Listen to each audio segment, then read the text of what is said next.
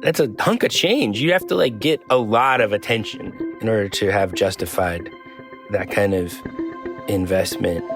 When he told me the money he'd given in, I said, God, that's awful. And he said, I don't care.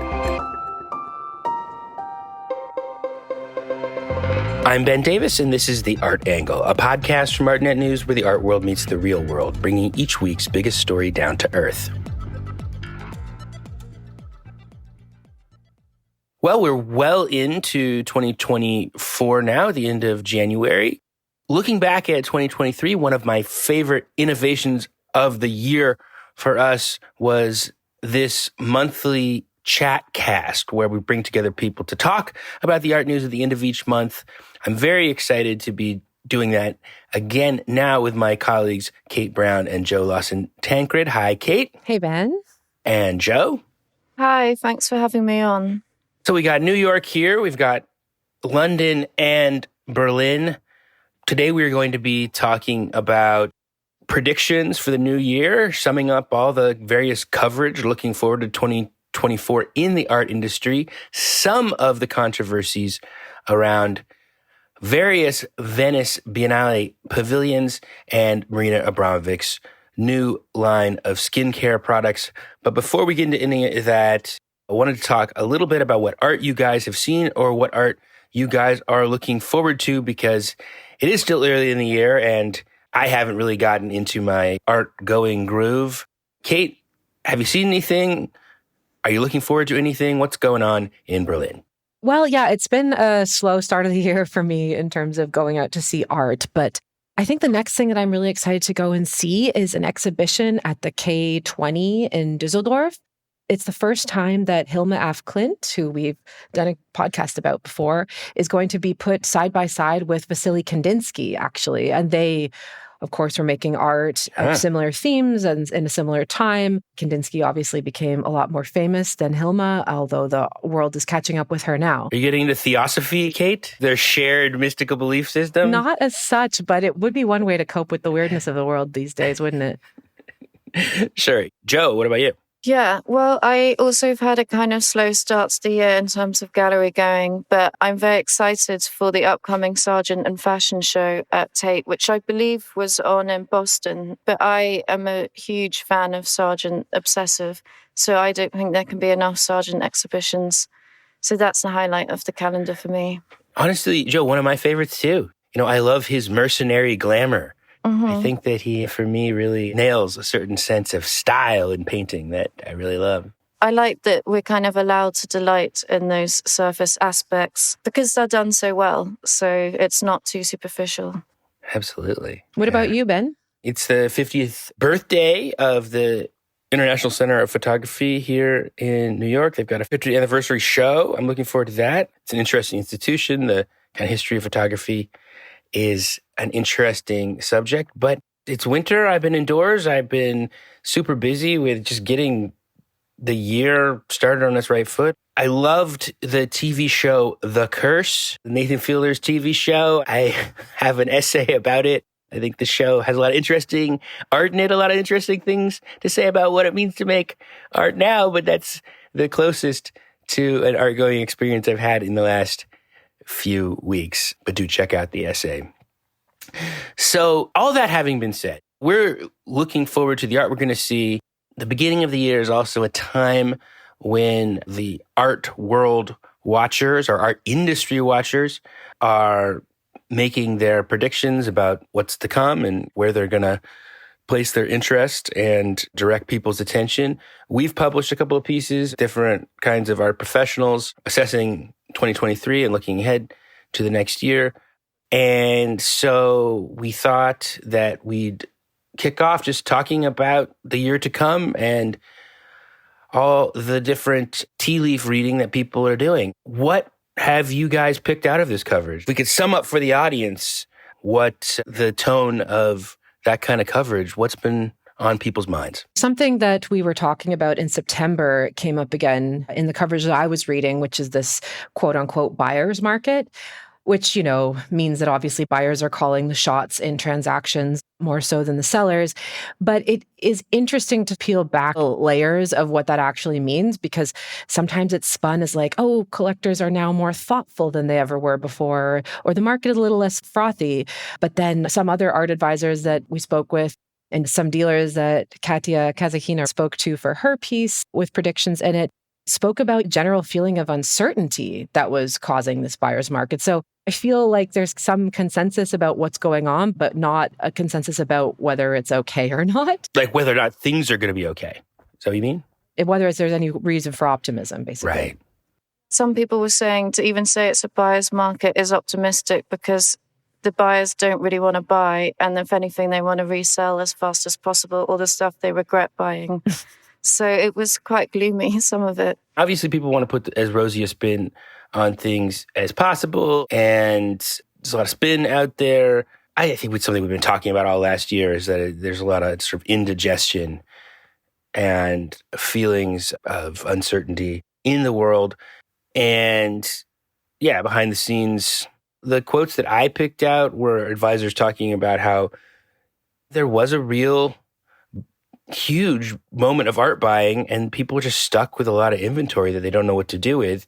And that's working its way through the system. Now, the most interesting thing is also from Katya's report for Artnet News Pro, or most interesting development in the coverage was something we talked a lot about last year was the idea of the flight to safety, that what you were seeing a lot of in the galleries was safe bets, a lot of paintings of flowers and pretty decorative stuff, because that was one of the things that connoted a sort of like the safety and stability and just knowable kind of art value that people were interested in.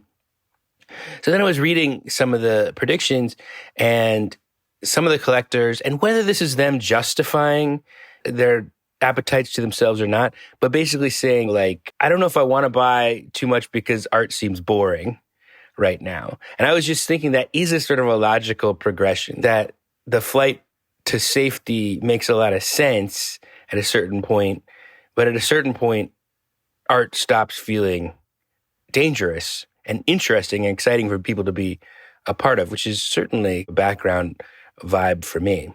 It's a bit of a vicious cycle, it sounds like race to the bottom of aesthetics.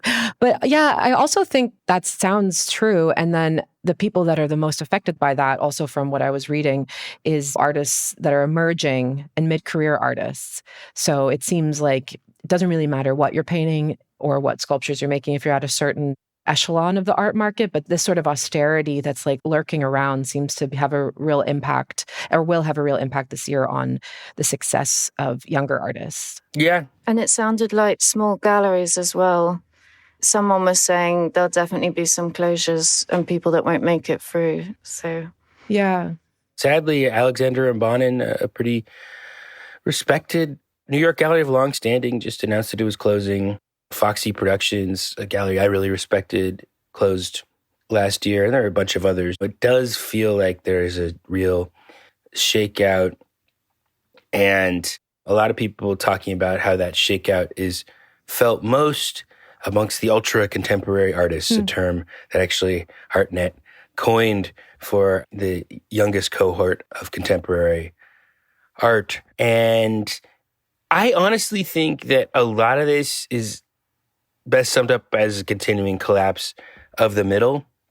I always think it's basically just a single variable calculus. I mean, people talk a lot about various forms of instability and nervousness, but I basically think that the art market tracks inequality. And as the middle of society continues to collapse, it inevitably affects the middle of the art market, because there's always money for the best. You know, there's always people willing to pay for the stuff that is iconic and has obvious value.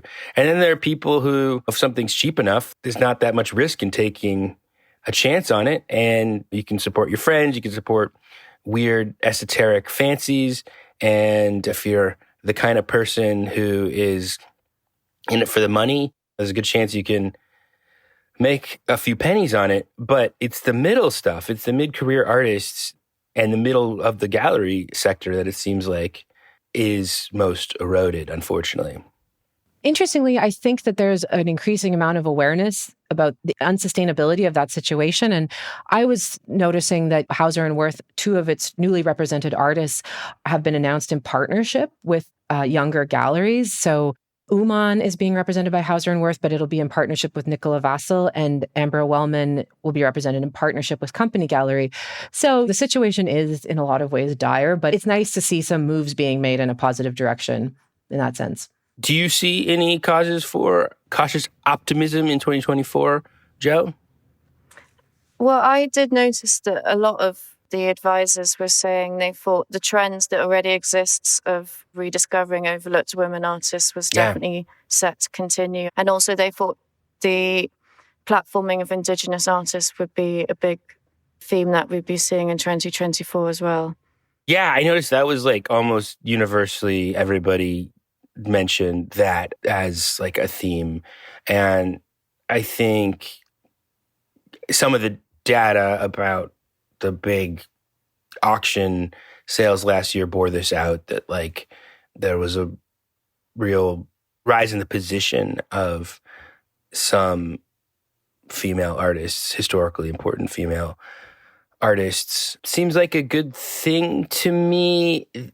I do find it, I don't know, slightly suspicious how universal this is as a thing people are holding on to in like this particular market moment, because it seems like inclusion as being like a market opportunity, and that it's like in a time when there was like seems to have been consensus, like a bubble and a lot of overbuying, and people are holding on to a lot of stuff that they maybe bought irrationally and looking to justify losses, like looking around and reading the wind and seeing what narrative of progress people can hold on to, where they can like predict future increases in value. And I mean, I guess it does seem to be true that there's a moment of reshuffling of the historical canon and people can place their chips on that. But I guess it's not without its problematics, which is a theme in The Curse, to circle back to that television show you're watching.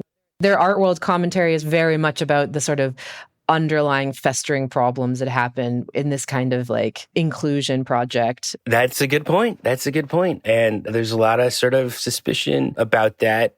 I guess I just am suspicious of it because it's when the commitment to a more inclusive art world is motivated by values, it just seems so vulnerable to reversal, and it's not really the reason to do it.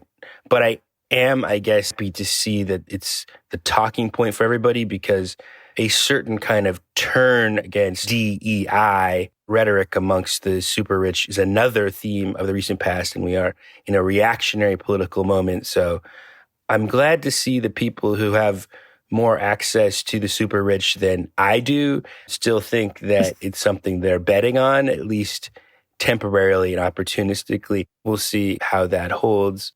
Anything else on predictions? Any other things leap out at you? Last year, there was a lot of these single owner sales that didn't go well. So I think that is also something important to remark on for 2024, is that I think that there won't be any of these like big flashy single owner sales. A lot of that stuff is probably going to go on behind closed doors because there was a lot of bad headlines in 2023 around that. And people are having trouble moving these big artworks, as I think one of you were saying earlier, this sort of insecurity about getting stuck with inventory, so to speak. My empathy is slight, to say the least.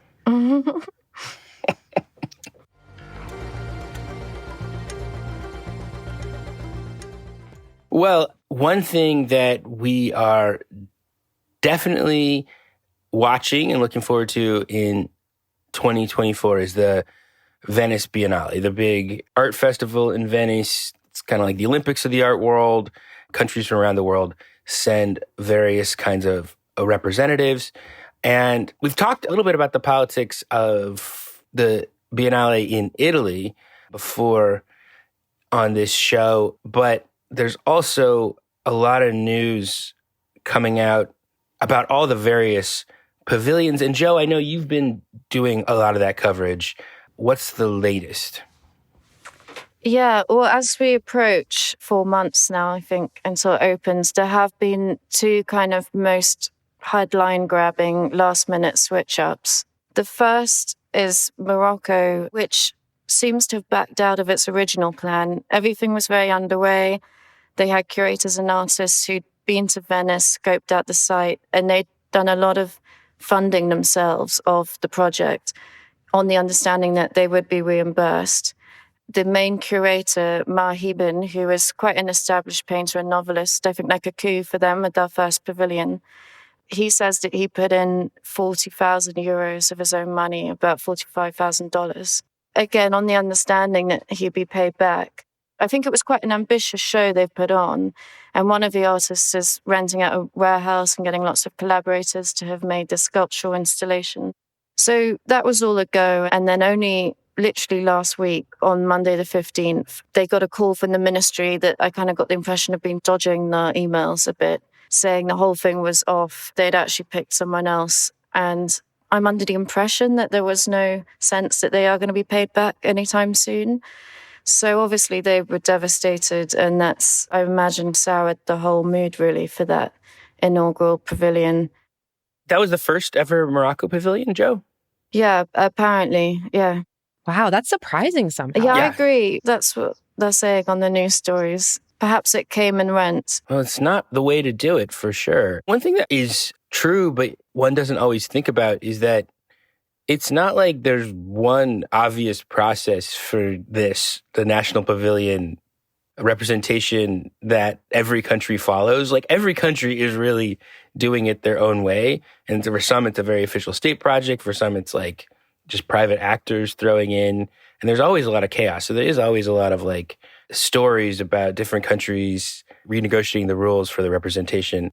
But this is a pretty bad one. And the issue it brings up of artists having to like pay their own way, essentially, just being in this precarious position of trying to seize this opportunity and then being left holding the bag, is one that kind of resonates beyond just this particular story. Kate? As I was reading it, I was thinking, oh, it probably has to do with the current economy. But then I was remembering, as you say, like over the years, we hear these stories again and again. And it really seems to be that there's something wrong with the system of how a biennial invitation works, because there is, as you said, there's no consensus on how it should be done. And I think that implicit in the invitation to be invited to the Venice Biennial, no artist is going to say no to, even if they can't afford it.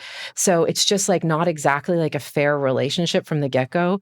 And if you're from a country that's operating within the Western art world and has some artists that are trading on the Western art market, a lot of the times the galleries will help patch the bill here and there. But, you know, if you're an emerging artist that gets invited to do the first pavilion for some country, you're going to try to just make it work, and you might not have very many means. So there's something really wrong with the structure of the whole thing, in my opinion. And $50,000, which is what this particular curator said they put in, that's a hunk of change. You have to like get a lot of attention in order to have justified that kind of investment.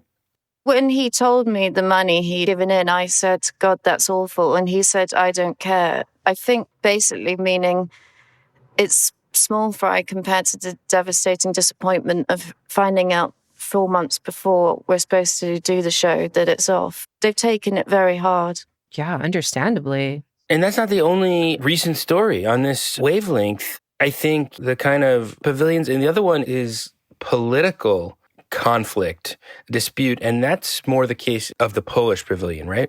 The Polish pavilion is interesting. So basically, I think one of the big headline stories as we go into the Venice Biennale has been the switch up that was discussed on the podcast already, where the Italian new right-wing government have put in a sympathizing far-right journalist to be the new president of Venice. Now, he won't have much influence on this year's edition, but there's a question mark over whether he'll have some say over the curatorial direction next time. So Poland have done the reverse of Italy, had a populist right-wing government, and then only just recently re-elected or elected in a centrist prime minister. And they've backtracked on their original submission. So the original submission was a painter who had quite dark paintings about the history of Poland with Germany and Russia, which is, I think, quite a painful history. but it was branded anti-European because it's not really in the spirit of Venice, or indeed this year's edition's theme of foreigners everywhere, to turn up and put on a show about how much you hate your neighbouring countries. So that was deemed not in the spirit of things, and it's going to be replaced now with a Ukrainian art collective who are doing a performance video. I mean, obviously my bias is that sounds great, that there's this Ukrainian collective. However, just off the back of what we were just talking about, like that's a very last minute switch to make for an artist. Like, what is that artist who was supposed to do the pavilion before? Has he made any comments about that? I mean, that must be immensely disappointing, regardless of your politics. He has spoken about it, and he called it censorship, which I don't know. Yeah, well, I think Poland has been this interesting case in the last few years where you really see what it looks like when a country where a lot of the art world is more proximate to the government and state patronage. And people are always talking about how great state patronage is, which is great until you get a state that really wants to assert itself ideologically through those spaces. And in Poland, this kind of culture wars idea of reclaiming, which we also talked about in the Italian case, because there's some of the same vibe going on of like right-wing government basically saying we're taking back the institutions of culture and we're putting our people in there who are going to do art that goes against the traditional liberal, cosmopolitan, globalist consensus of the art world and really press on that front. And that has been the case in Poland in the last few years, and there's been lots of protest and discussion about that. And I don't know a lot about this artist, the Polish artist who's going to show, and I couldn't find anything about the show. I mean, you described it a little. It's called Polish Practice in Tragedy Between Germany and Russia, but I couldn't really discern what really concerned people so much about it, except that they felt like they could better represent the country given the changed political moment. It was seen as a nationalist and kind of dredging up a history that is validly painful, but perhaps not super relevant to kind of moving forward. And it would be contentious in a way to be pointing fingers in your exhibition at perhaps less Russia, but certainly Germany. There'd been so much censorship going on at institutions in recent years in Poland. A lot of people had been losing their jobs. The right-wing government had been replacing all these museum directors. So it's also understandable that as soon as you get into power, you want to like grab some of that back as soon as possible in the ways that you can. And Venice is a very prominent place. But thinking about the Polish institution and the Moroccan institution, and even the conversation we were having before, it's like you can almost just feel chaos and uncertainty just simmering everywhere, manifesting in totally different ways. And I was also thinking about another pavilion that was also pulled out in August of 2023, the New Zealand pavilion. And it just feels like nothing is on such stable ground anymore. I mean, maybe you can speak a bit about what happened with that, Jo. Yeah, so New Zealand's kind of pulled out for a bunch of reasons. It did cite that it has costed them in the past $715,000 to do the pavilion.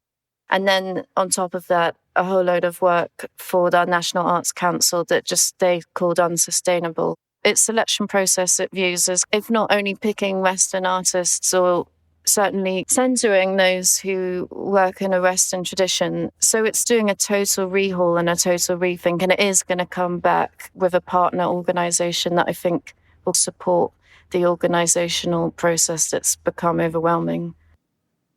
I wonder if it'll be Frieze magazine. Since they're sponsoring the British Pavilion this year, aren't they? Yeah, what's going on with that? I just saw that story out of the corner of my eye. Frieze magazine is, I mean, speaking of how every nation does it a little bit differently, and there's not one way that people do the Venice Biennale. There's this story about how the British Pavilion and the famed art fair magazine brand Frieze are in cahoots. Well, Frieze Fair announced that it's paying apparently a 5-figure sum to sponsor the British Pavilion, which has caused a lot of people to scratch their heads about why they would be motivated to do that. Some kind of analysis I've read has suggested it might be in Frieze London's interest to boost London in the UK as an important art centre during the post-Brexit uncertainty. Frieza's director, Eva Longgray, did say this is about putting UK art on an international stage. And Frieze also sponsor Camden Art Centre, which, much like Venice Biennale, is one of those kind of contemporary art, highly respected institutions that really propel artists to performing really well on the market. So there is some kind of, perhaps not direct, but wider interest in being involved with that because it's part of the ecosystem, I guess. Fascinating. I mean, I guess really a time of new arrangements and new kind of compromises. I don't know exactly what it all means. I mean, I guess it is about the sort of shifting plate tectonics of world cultural power. And I guess in that case, the UK thinking about needing to promote itself as particularly open and in a time when it's become more shut off from Europe. Fascinating. Speaking of fascinating new developments, the last thing we want to talk about, Kate, is Marina Abramovic's line of skincare. Just tell us what this is all about. Yeah, I think this very much fits into your comment about like new relationships and new models emerging we have not seen before. I suppose so. Marina Abramovic, the omnipresent performance artist that we all know so well, has gone into business with her doctor, Nona Brenner, this Austrian doctor, who apparently cured Marina of Lyme disease and of high blood pressure, which she had in 2017. And Abramovic goes there twice a year to see this doctor. And anyway, so happens that they have now gone into business together and are launching a skincare line with sort of a mini drop of these little bottles with syringes in them and little drops of different kinds that are at least $100. From my knowledge of skincare products, it is in the higher end, right? I would say so, for sure. I mean, it gets even more expensive than that, but that's definitely not going to be on the shelves of Sephora. Yeah, it's a strange thing. And, you know, people have been trying to give her the graces of thinking that it might be a performance piece. And I wish it were, but I'm not so sure. It's called the Marina Abramovic Longevity Method, which is obviously like a spin-off of her Abramovic method of performance art. But also then there was this deck of cards that showed up at one point that you could buy. So yeah, it's just totally weird. I mean, maybe we should play a clip of it just to give everyone a sense of... Yeah, I think nothing gives a sense of it than hearing the actual ad for it. Yeah. In this age of screens, our souls seek the simplicity of the past. Each breath is a chance to reconnect and add years to our life. Our true longevity isn't in machines, but in ancient knowledge. The Abramovic method brings us back to ancient secrets of longevity. Well, there it is. I mean, are you going to be paying $250, 199 euros for this bottle of face lotion made with white bread, vitamin C, and white wine? Joe, I think we should try to get you some for free, and then you can do like gonzo journalism review of it.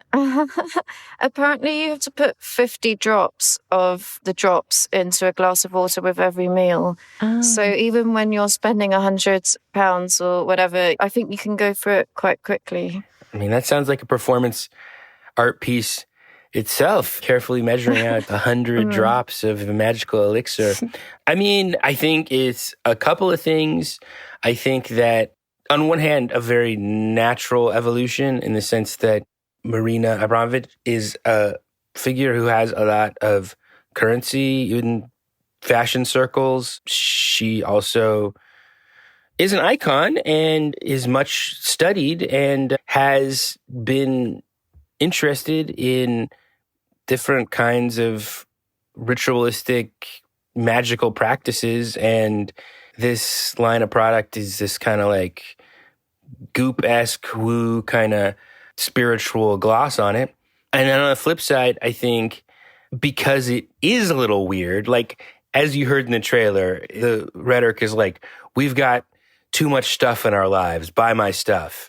But I do think the buy my stuff idea does bring up a real issue and dilemma for performance artists. Like, she is the iconic, the most important performance artist.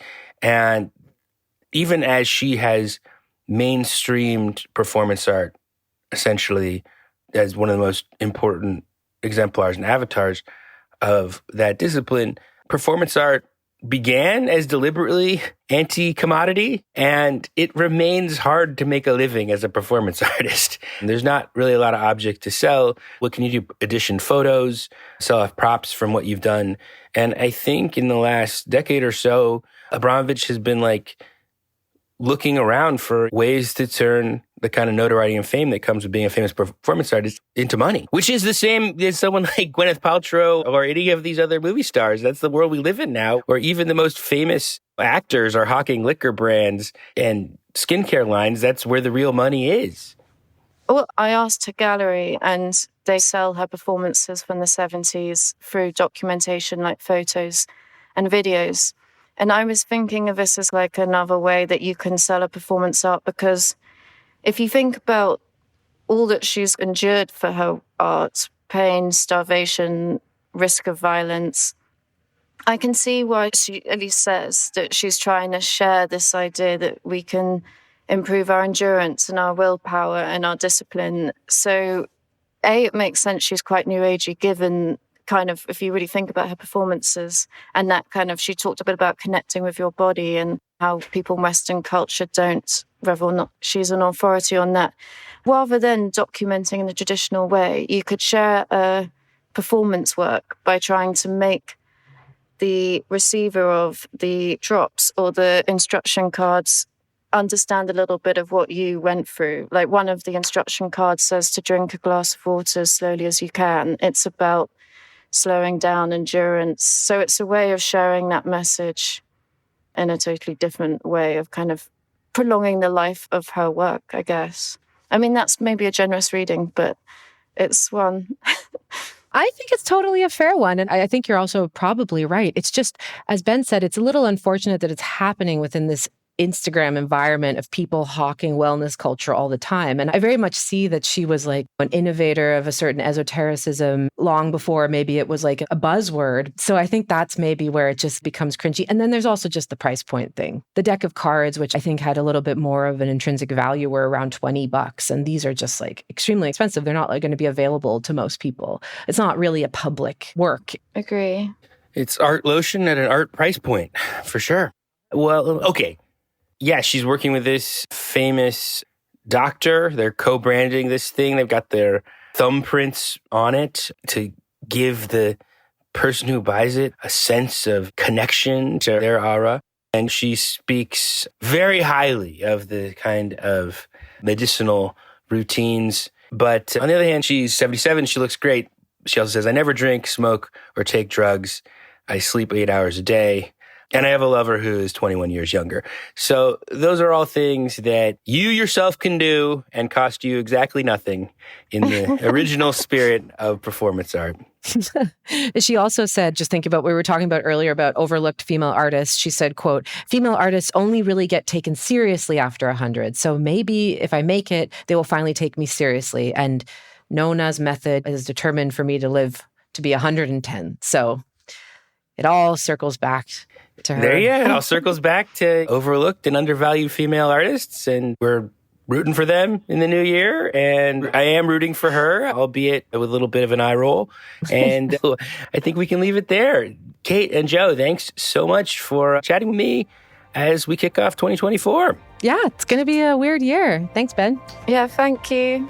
That's it for this week's episode. If you like what you've heard, you can subscribe to the podcast on Apple Podcasts, Spotify, and all the other various services. If you like the show, please take a moment to rate and review it. It really helps other people find the show. The Art Angle is produced by Sonia Manalili and Caroline Goldstein. Thanks so much for listening, and see you next week.